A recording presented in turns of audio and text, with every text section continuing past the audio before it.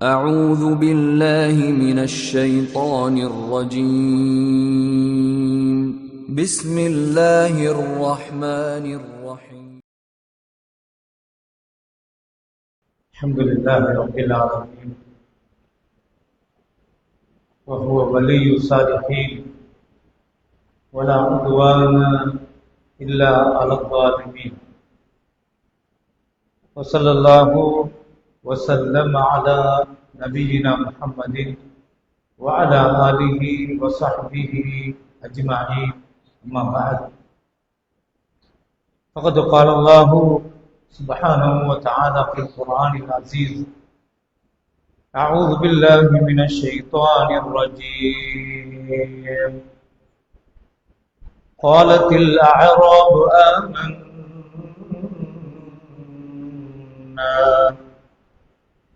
قل لم تؤمنوا ولكن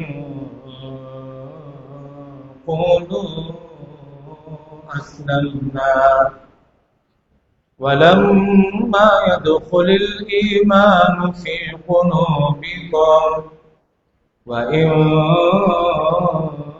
تطيعوا الله ورسوله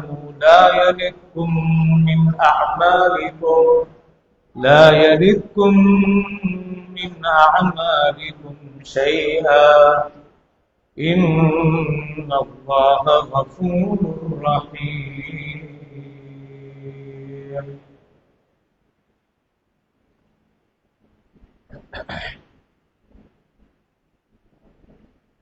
எல்லாம் வல்ல அல்லாஹ் தஆலாவை புகழ்ந்தவனாக எமது உயிரிலும் மேலான நபிகள் நாயகம் ஸல்லல்லாஹு அலைஹி வஸல்லம் அவர்களின் மீது ஸலவாத்தும் ஸலாமும் சொன்னவனாக கண்ணியமான சகோதரர்களே, பெரியவர்களே, வெளியிலிருந்து இந்த உரையை கேட்டுக்கொண்டிருக்கின்ற கண்ணியமான தாய்மார்களே, சகோதர சகோதரிகளே, உங்கள் எல்லோருக்கும் அஸ்ஸலாமு அலைக்கும் வரஹ்மத்துல்லாஹி வபரகாத்துஹு.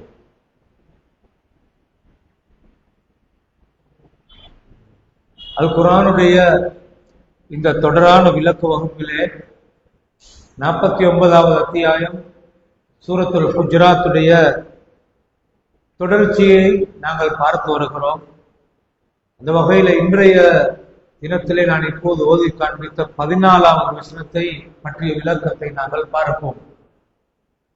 மதீனாவிலே வைத்து இந்த அத்தியாயம் நபிகளாருக்கு இறக்கப்பட்டது. ஒரு சமூகத்தோடு எப்படி வாழ வேண்டும் என்பதற்குரிய மிக அருமையான வழிகாட்டல்களை தருகிற ஒரு அற்புதமான அத்தியாயம் தான் சூரத்துல் ஹுஜராத். அல்லாஹ்வுடைய நபியோடு எப்படி நடந்து கொள்ள வேண்டும், அல்லாஹ்வுடைய நபிக்கு இருக்கிற அந்தஸ்தை எப்படி மதிக்க வேண்டும், அல்லாஹ்வும் ரசூலும் என்று வந்தால் எப்படி அதற்கு முன்னுரிமை கொடுக்க வேண்டும் என்ற இந்த பகுதியோடு சேர்த்து அல்லாஹ்வுடைய ரசூல் ஸல்லல்லாஹு அலைஹி வஸல்லம் அவர்களுடைய சத்தத்தை காணவர்களுடைய சத்தத்தை உயர்த்தக்கூடாது. அதே மாதிரி யாராவது ஒரு தகவலை, ஒரு பாவி ஒரு தகவலை கொண்டு வந்தால் நீங்கள் ஒரே அடியாக ஆக்ரோஷப்பட்டு நீங்க முடிவெடுத்து விட வேண்டாம், தீர விசாரியுங்கள் என்ற நல்ல பணிவான பக்குவத்தை அல்லாஹ் கற்றுத்தருகிறார். அதே போன்று முஸ்லிம் சமூகத்துக்கு இடையில யாராவது 2 பேர் அல்லது 2 குழுக்களுக்கு இடையில பிணக்கு ஏற்பட்டால் நீங்கள் எப்படி 3ஆம் தரப்பு சமாதானப்படுத்த வேண்டும் என்ற பகுதியை அல்லாஹ் தஆலா சூரத்துல் ஹுஜராத்தில் மிக அருமையாக கற்றுத்தருகிறார். முஸ்லிம்கள், ஒரு முஸ்லிம் மற்ற முஸ்லிமுடைய ஈமானிய இஸ்லாமிய சகோதரர், அந்த சகோதரத்துவத்தை எப்படி பேண வேண்டும் என்பதை அல்லாஹ் தஆலா சூரத்துல் ஹுஜராத்திலே மிக அருமையாக கற்றுத்தருகிறார். அதே போன்று ஒரு ஷாரார் நல்ல காரியத்தை செய்கிற போது இன்னும் ஒரு ஷாராரும் நல்ல காரியத்தை செய்வார்கள். நீங்கள் யாரையும் பரிகசிக்க வேண்டாம், நீங்கள் உங்களை தரத்தில் உயர்த்தி அடுத்தவர்களை தாழ்த்த வேண்டாம்.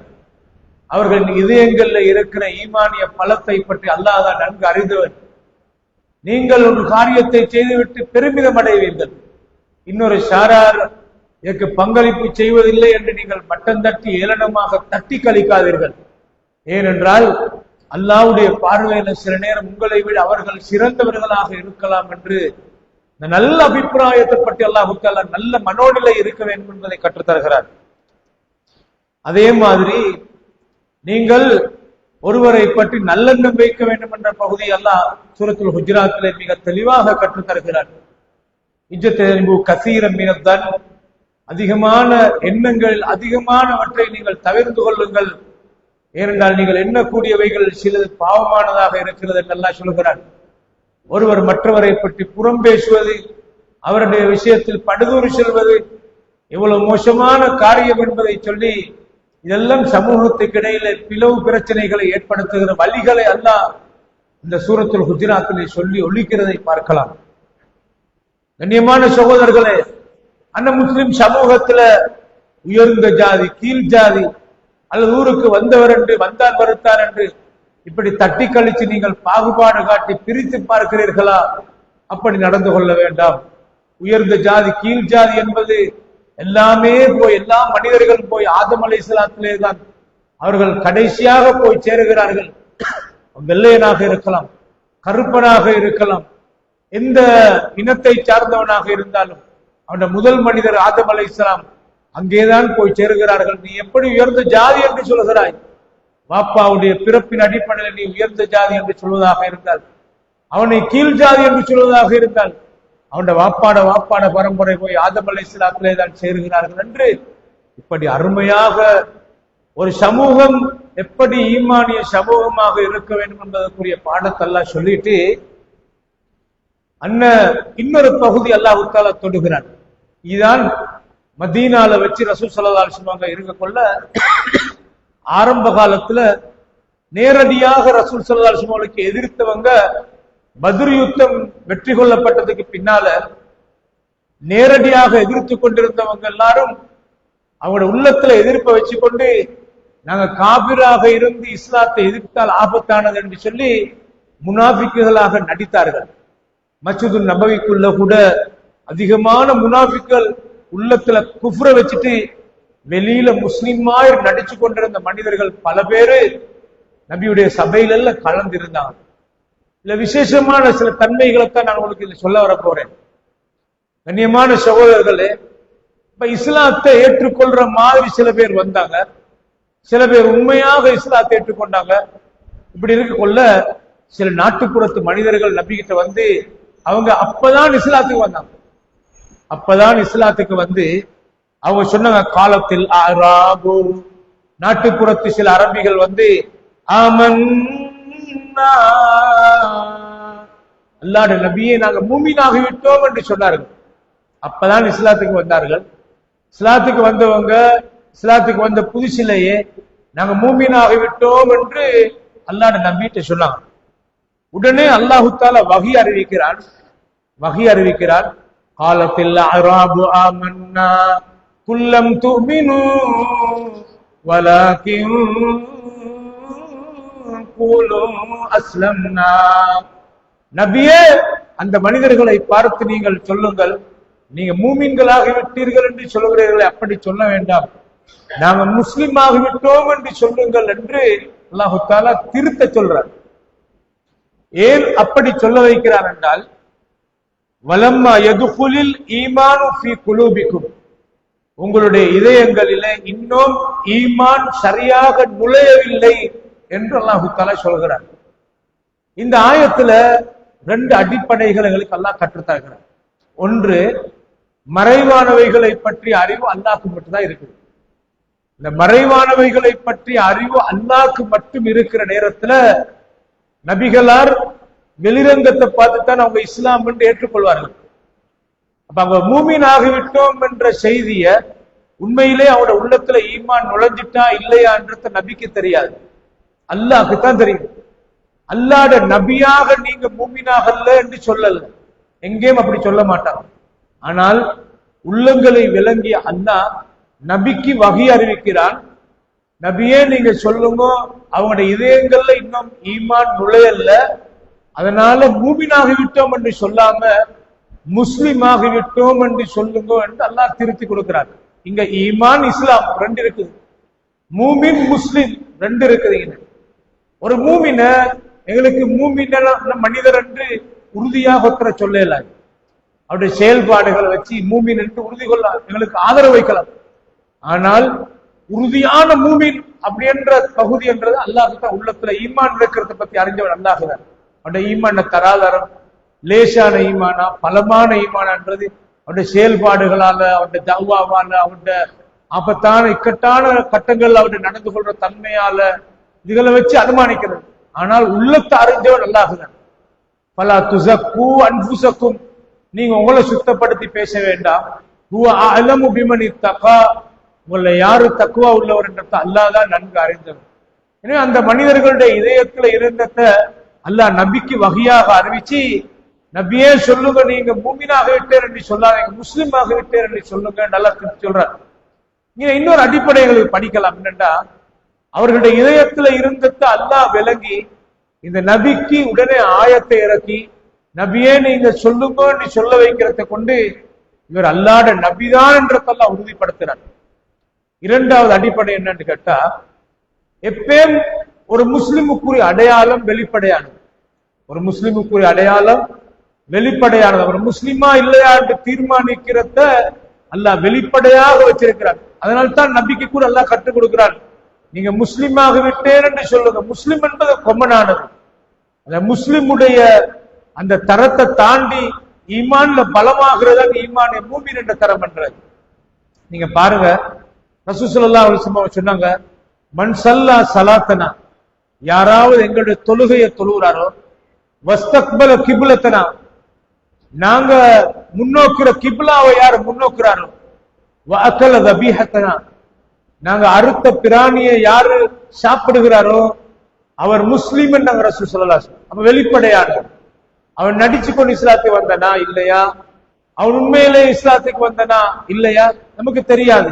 ஆனால் எங்களுக்குள்ள கடமை இந்த அடையாளம் இருந்தால் அவரை முஸ்லிம் என்று தீர்மானிக்க சொல்லிட்டு நபி அவர் சொன்னாங்க, இந்த மாதிரி நடந்து கொள்றவருக்கு இஸ்லாமிய அரசியல் என்ன பாதுகாப்பு கொடுக்கப்படுமோ அந்த பாதுகாப்பு இருக்குது. வஹிசாபுஹும் அலல்லாஹ், அவருடைய உள்ரங்கத்தை பத்தி அல்லாஹ் விசாரிப்பான் என்று ரசூல் ஸல்லல்லாஹு அலைஹி வஸல்லம் சொன்னாங்க. நீங்க பாருங்க, ரசூல் ஸல்லல்லாஹு அலைஹி வஸல்லம் காலத்துல ஒரு யுத்த காலத்துல வச்சு உசாமா ரலியல்லாஹு அன்ஹு வந்து ஒரு காஃபிரை விரட்டி கொள்றாங்க. அந்த காஃபிர் அவனும் ஒரு ஆயுதத்தை எடுத்துக்கொண்டு உசாமா ரலியல்லாஹு அன்ஹு வெற்றத்துக்கு பின்னால துரத்துறான். மாறி மாறி ஃபைட் நடக்குது, டிஃபென்ஸ் நடக்குது. இந்த நேரத்துல உசாமா ரலியல்லாஹு அன்ஹு அவன் வெட்ட வாரான், இவர் அவரை வெட்ட பார்க்கிறார், மாறி மாறி அடிச்சு கொள்ள அந்த எதிரி அந்த காஃபிர் கீழே விழுந்துட்டார். இந்த கீழே விழுந்த உடனே அவனுக்கு எலும்பேலா, இவருடைய வாளுக்கு கீழே இருக்கிறான், இவர் வெட்டினா வசாகிறான். அந்த சந்தர்ப்பத்தில் அவ்வளவு நேரமாக உசாமாவை வெட்டுறதுக்கு முயற்சித்த அந்த மனிதன், வெறி பிடித்துக் கொண்டு யுத்தம் செஞ்ச அந்த மனிதன் கீழே விழுந்தத்தோட இவர் வெட்ட கொள்ள லா இலாஹ இல்லல்லாஹ்னு சொல்லிட்டான். லா இலாஹ இல்லல்லாஹ்ன்ற கலிமா வச்சு உண்மையிலேயே கேட்கிற எனக்கும் உங்களுக்கும் இருக்கிற உணர்வை விட உசாமா ரலியல்லாஹு அன்ஹு நேரடியாக ஃபைட் பண்ணினவர். இதே நிலையில உசாமா கீழே விழுந்துட்டு அவன் வெட்டியிருப்பான். அப்ப யுத்த காலத்துல நொடி பொழுது வினாடிக்கு வினாடி நடக்கிற செகண்ட்ல நடக்கிற விஷயங்கள். அப்ப அவன் இவரை வெட்டுறதுக்கு அவ்வளவு ட்ரை பண்ற நேரத்துல இவர் வெட்டக்குள்ள அவன் கீழே விழுந்துட்டான். விழுந்தத்தோட அவன் லா இலாஹ இல்லல்லாஹ் சொன்னதுக்கு பிறகும் உசாமா ரலியல்லாஹு அன்ஹு பார்த்தாங்க, இவன் பொய்க்குத்தானே சொல்றான். இப்படி கலிமா சொன்னால் முஸ்லிம் என்ற அடையாளம் வெளிப்படுத்தப்பட்டால் அவரை ஒன்றும் செய்யல என்றதுதான் இஸ்லாமிய சட்டம், அல்லாஹ்வுடைய சட்டம். அவருடைய வெளிரங்கத்தை பார்த்து முஸ்லிம் முடிவெடுத்துறணும். அது காபிர்களுக்கும் தெரியும் அது. அப்ப இவர் நினைச்சாரு, உண்மையிலேயே இஸ்லாத்துக்கு வாரண்டி சொல்லி இவன் வராம இப்படி களிமா சொன்னா உசாமா எனக்கு ஒன்றும் செய்ய மாட்டேன், அவங்களுக்குள்ள சட்டம் அப்படித்தான். அந்த அடிப்படையில தான் இவர் களிமா சொல்லி இருப்பார் என்று நினைச்சு 2 துண்டாக வெட்டிட்டார். அந்த இடத்துல மவுத் ஆயிட்டாரு.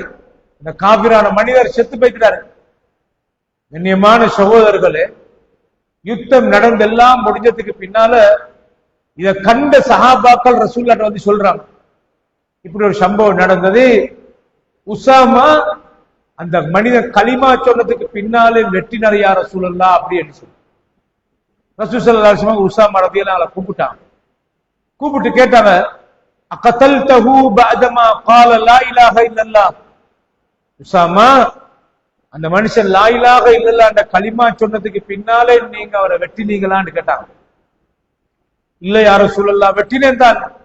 இன்னமா قال لا اله الا الله முத்தஅவ்விதன், அவர் கலிமா சொன்னது என்ற வாளிலிருந்து பாதுகாப்பு பெறுவதற்காக, தப்புறத்துக்காக கலிமா சொன்னா நான் விட்டுடுவேன், முஸ்லிம் ஆகிட்டாரு, காபிராக இருக்கும் வரக்காட்டுத்தான் யுத்தம் செய்யறது, கலிமா சொன்னா நாங்க விட்டுட்டோம், அந்த பயத்துல தான் கலிமா சொன்னாரு, அதனாலதான் நான் வெட்டினேன் யா ரசூலல்லாஹ். வேணுமா அல்லாஹ்வை பயந்து இவர் உண்மையாக கலிமா சொல்லல, அவ்வளவு நேரமாக என்ன வெட்டுறதுக்கு தான் முயற்சித்துட்டு இருந்தாரு என்று சொன்னாங்க. நபி ஸல்லல்லாஹு அலைஹி வஸல்லம் கேட்டாங்க, ஹல்லா ஷகக்த அன் கல்பிஹி, அந்த மனிதன் அல்லாஹ்வுக்கு பயந்து கலிமா சொன்னாரா, உங்களோட வாளுக்கு பயந்து கலிமா சொன்னாரா இல்லையான்னு நீங்க அந்த மனிதன் கல்ப பிளந்து பார்த்தீங்களா உஸாமா? நாளை மறுமை நாள்ல அந்த மனிதன் சொன்ன லா இலாஹ இல்லல்லாஹ் எடுத்துக்கொண்டு, யா அல்லாஹ், இஸ்லாத்தின் எதிரியாக வாழ்ந்தேன், ஆனாலும் எனக்கு உசிறு போக போகிற என்ற தருணத்துல கடைசி வார்த்தையாக நான் லா இலாஹ இல்லல்லாஹ் சொன்னால் நான் அல்லாஹ்ட்ட தப்புவேன் என்று அந்த மனிதன் வாதாடி அல்லாஹ்ட்ட அந்த கலிமாவை எடுத்துக்கொண்டு வந்தால் நீங்க மறுமையில் அல்லாஹ்ட்ட என்ன பதில் சொல்ல போறீங்க என்று கேட்டாங்க ரசூல் ஸல்லல்லாஹு அலைஹி வஸல்லம். கண்ணியமான சகோதரர்களே, உஸாமா ரலியல்லாஹு அன்ஹு அவங்க சொல்றாங்க, என் வாழ்க்கையில நான் ஏற்கனவே ஏலியாக இஸ்லாத்துக்கு வந்ததனாலதான் இப்படி ஒரு சம்பவம் இஸ்லாத்தில் இருக்க போல நடந்து என் கையால் ஒரு மனுஷன் கொல்லப்பட்டாரு. இந்த சம்பவம், இந்த யுத்தம் நடந்த அடுத்த நாள் நான் இஸ்லாத்தை வந்திருந்தா நல்லா இருந்திருக்குமே, இப்படி ஒரு சம்பவம் என் தலையில விடிந்திருக்காது என்று சொல்லி கை செய்தப்பட்டார்கள் உஸாமா ரலியல்லாஹு அன்ஹு. இந்த சம்பவம் என்ன சொல்லுது என்று கேட்டா, ஒரு முஸ்லிமை தீர்மானிக்கிற அடையாளம் வெளிப்படையானது. மன் கால லா இலாஹ இல்லல்லாஹ் ஃபஹுவல் முஸ்லிம், யாராவது லா இலாஹ இல்லல்லாஹ் என்ற கலிமாவை சொன்னா அவனை முஸ்லிம் என்று தீர்மானிக்கணும். அவன் தெள்ள தெளிவான குஃபுர வாதிட்டால், குஃபுர செஞ்சால், தெளிவாக இஸ்லாத்தை நிராகரிக்கிற வேலையை செஞ்சால் அல்லாம அவன் ஒன்றும் தெரியாத அவன் கலிமா சொல்லி இருக்கிறான், அப்படி என்ன நாங்க முஸ்லிம் என்று முடிவெடுப்போம். கண்ணியமான சகோதரர்களே, நீங்க பார்க்கலாம், நபி ஸல்லல்லாஹு அலைஹி வஸல்லம் அவருடைய மஸ்ஜிது நபவியில இருந்த அப்துல்லா இப்னு உபை இப்னு சலூல் என்று சொல்ற பெரிய முனாஃபிக், அவனெல்லாம் கலிமா சொல்லி நபிகளாரோடு சேர்ந்து தொழுகையில ஈடுபடுவான், நோன்பு நோட்பான், எல்லாம் செய்வான், முஸ்லிம் ஆயிரும். ஆனா இஸ்லாத்துக்கு எதிரான வேலைகளை செஞ்சார். ஆனால் மஸ்ஜிது நபவிக்குள்ள யாரும் அவங்கள பார்த்து இப்படி எல்லாம் நடந்து கொள்றாய், இவன் பொய்க்குத்தான் இவன் இஸ்லாத்தில் இருக்கிறான் என்று சொல்லி காபிர் என்ற வார்த்தை யாரும் அவங்களுக்கு பயன்படுத்தவே கிடையாது. இஸ்லாமிய வட்டத்துக்குள்ள இருக்கிற ஒரு ஆளுண்ட அவரை காபிர் என்ற அந்த வட்டத்துக்கு வெளியே தள்ளுறது நபி ஸல்லல்லாஹு அலைஹி வஸல்லம் தகத்லிஹி, அவனை கொலை செய்யறதுக்கு சமமானது என்று சொன்னார்கள். நீங்க பாருங்க, ரசூல் ஸல்லல்லாஹு அலைஹி வஸல்லம் மனைவிக்கு படுதூறு சொன்னான். முஸ்லிம்களுக்குள்ள உள்ள ரகசியங்களை காபிர்கள்ட்ட அவன் சொன்னான். முஸ்லிம்கள எந்த இடத்துல பிரச்சனை வருமோ அந்த இடத்துல பற்றி எரியும் நெருப்புல எண்ணெய் ஊத்துற மாதிரி வேலைகளை அந்த அப்துல்லா இப்னு உபை போன்ற முனாஃபிக்குகள் செஞ்சனர். உஹது யுத்தத்துக்கு 1000 பேர் கொண்ட படை போனத்துல இடையில வச்சு 300 பேரை கலட்டிட்டு வந்தான். இடையில களத்தறுக்கிற மாதிரி வேலைகளை முனாஃபிக்குகள் செஞ்சார்கள். அவ்வளவு அநியாயங்களை செஞ்சார்கள். ஆனாலும் நீ எல்லாம் பள்ளிக்கு வரப்படாது, நீ எல்லாம் காபிராக இருக்கிறாய் என்று ரசூலுல்லாஹ் சொல்ல. ஏனென்றா ஒரு முஸ்லிமுக்குள்ள வெளிப்படையான அடையாளம் காட்டப்பட்டிருக்கிறது. அவனோட கல்ப அறிஞ்சவன் அல்லாஹ்தான். அதனால அல்லாஹ்வோட அதிகாரத்துல யாரும் கை வைக்க இயலாது. அப்ப ரசூல் ஸல்லல்லாஹு அலைஹி வஸல்லம் வாழ்ற காலத்துல இவ்வளவு பெரிய அநியாயங்களை செஞ்சாலும் கடைசி டைம்ல அப்துல்லா இப்னு உபைட ஒரு மகன் இருந்தாரு, அப்துல்லா என்று சொல்லி, அவர் ஒரு நல்ல சஹாபியார். அப்ப சக்கராத்துல இருக்கொள்ள இந்த முனாஃபிக் சொல்றான், மகனே நான் மௌத்தானா ஏன் கஃபனை அல்லாஹ் நபீட உடுப்பாலதான் செய்யணும் என்று சொல்றாங்க. அப்ப இவர் மௌத்தானுடைய மகன் ஓடி போய் ரசூலுல்லாஹ் சொல்ற, அல்லாஹ் நபியே வாப்பட வசியத்து உங்களோட அணிந்த ஆடையாலதான் அவர்கிட்ட கஃபன் செய்யணும் என்று ரசூலுல்லாஹ் உடுத்த உடுப்போட கலட்டி கொடுத்தாங்க, இதால கஃபன் செய்யுங்க. அது வரைக்காட்டு ரசூலுல்லாஹ் முஸ்லிம் தான் முடிவெடுத்தான். எவ்வளவு தப்பு செஞ்சாலும் இந்த இஸ்லாத்துக்குள்ள வெளியே தள்ளுறது நேசிப்பட்ட விஷயம் அல்ல. நீங்க பார்க்கலாம், தவ்வாவுடைய இந்த பிழையான அணுகுமுறைகளால தான் இன்னத்தை செய்ய இவன் காஃபிர், அவன் முஷ்ரிக், இந்த மாதிரியான பிற்போக்கு சிந்தனைகள் உருவானதை பார்க்கலாம். ரசூல் ஸல்லல்லாஹு அலைஹி வஸல்லம் அவங்க அப்துல்லா இப்னு உபைக்கு தன் ஆடையை கலட்டி கொடுத்தாங்க கஃபன் செய்ய.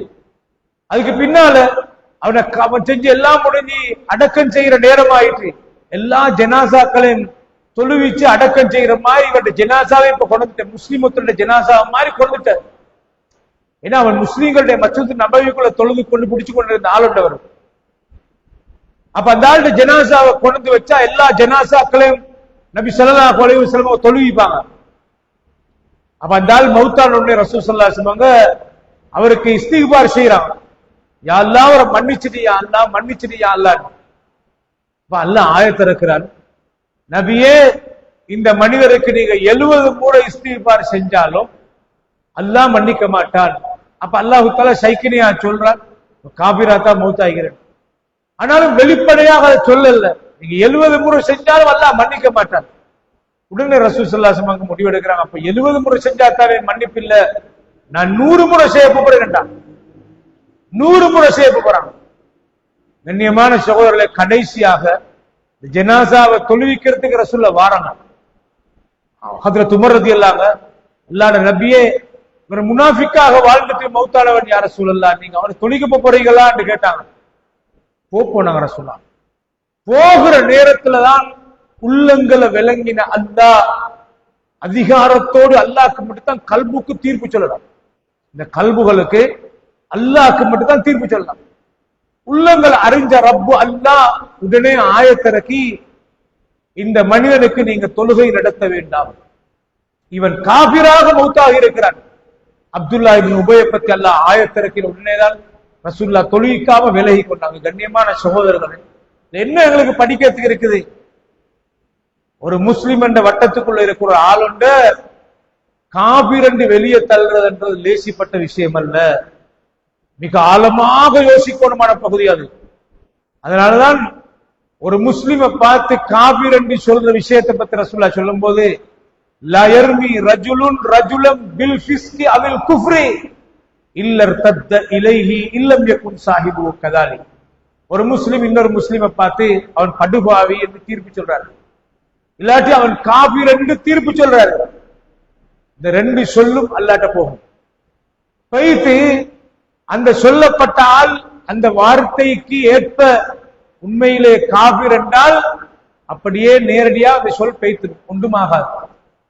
ஆனால் யாரை பார்த்து காபிர் என்று சொன்னோம், அந்த மனிதன் உண்மையில காபிர் அல்ல, அல்லாஹ்வுடைய பார்வையில முஸ்லிமாக இருப்பாராக இருந்தால் இந்த காபிர் என்ற சொல் அல்லாஹ்ட்ட பேசி ரிட்டர்ன் சொன்ன மனிதனுக்கே வந்து சேர்ந்து குஃப்ர செய்யாம வார்த்தையால் இவன் காபிராகுவான் என்ற ரசூலுல்லாஹி ஸல்லல்லாஹு அலைஹி வஸல்லம்.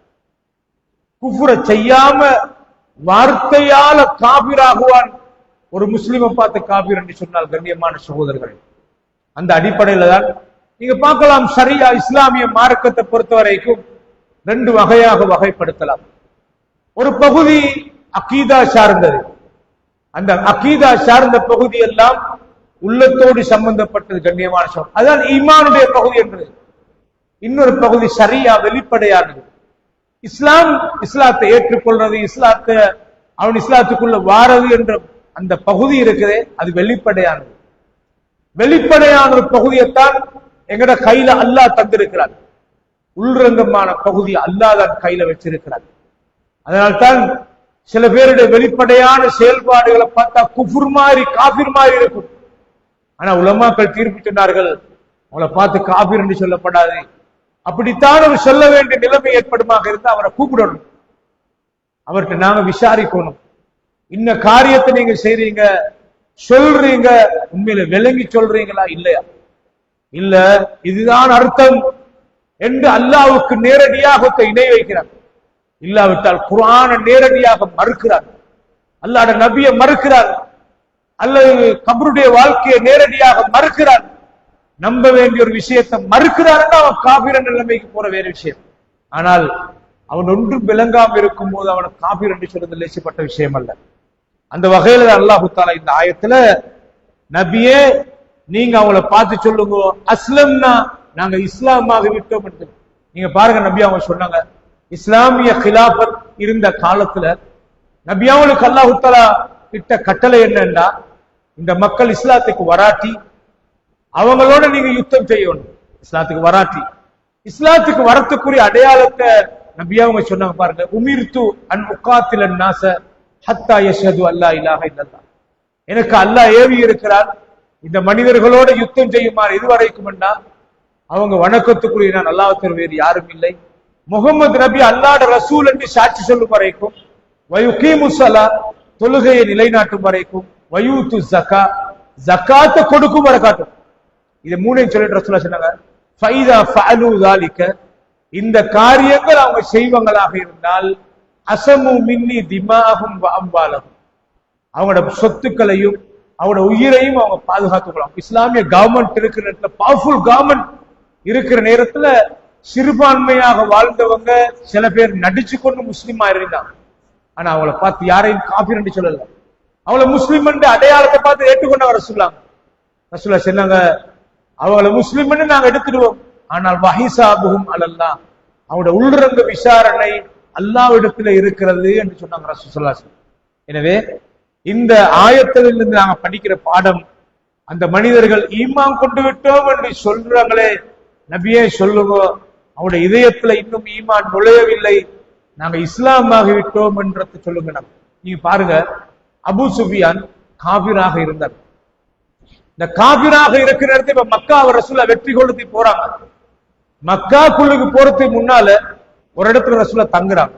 அந்த டைம்ல அப்பாஸ் ரலியல்லாஹு அபூ சுஃபியானை கூட்டிக் கொண்டு நேர ரசூலுல்லாஹ்ட்ட வந்து நபிகளார்ட்ட சொல்ற, இவருக்கு இஸ்லாத்தை சொல்லிச்சு. அப்ப ரசூலுல்லாஹ் சொல்றாங்க, கலிமா சொன்னோடனே அஷ்ஹது அல்லா இலாஹ இல்லல்லாஹ்னு சொல்றேன், வ அன்ன முஹம்மதர் ரசூலுல்லாஹ்னு சொல்லக்குள்ள அந்த துண்டு தான் இன்னும் எனக்கு டவுட்டா இருக்குது அப்படின்னு சொல்றாங்க.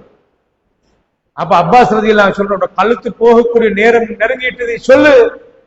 அந்த டைம்ல அவரு அதுக்கு பின்னால எனக்கு ஒரு டைம் தாங்கன்னு கேட்டுட்டு மறுக்க வந்து சொல்ற, வ அன்ன முஹம்மதர் ரசூலுல்லாஹ் ரசூலுல்லாஹ் அல்லாஹ்வுடைய நபிதான் என்று முகமது நபியா ஏற்றுக்கொள்றாங்க. ஆனாலும் அந்த சந்தர்ப்பத்துல லேசாக சொன்னவர்.